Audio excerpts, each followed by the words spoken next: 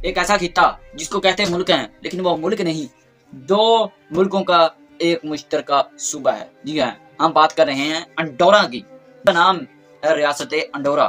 یہ براعظم یورپ کا وہ ملک ہے جو پہاڑوں سے گرا ہوا ہے۔ اس ملک کے دو حکومتی نظام، 3 سربراہ ہوتے ہیں۔ انڈورا میں ایک اندرونی نظام، ایک بیرونی نظام ہے، جن کے جمہوریہ اور پارلیمانی کے علاوہ ہے کہ مشترکہ شہزادگی نظام۔ یہ نظام کیا ہے اس کو ہم سمجھتے ہیں۔ اس ملک کا کوئی سرکاری مذہب نہیں ہے۔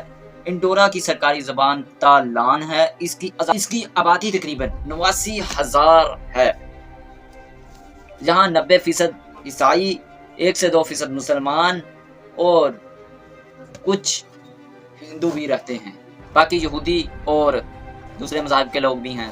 انڈورا پاکستان سے 1880 گنا چھوٹا ملک ہے۔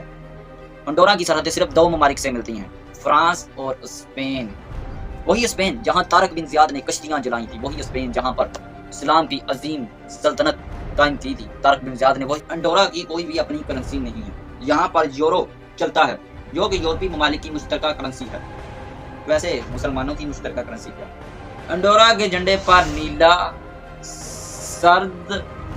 زرد اور سرخ رنگ کے درمیان قومی نشان موجود ہے۔ یہ رہا انڈورا کا جھنڈا۔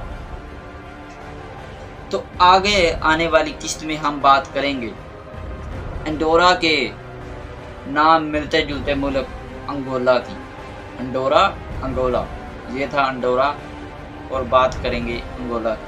تو دیکھیے ہماری ایپیسوڈ کل کو 7:03 پر۔ السلام علیکم۔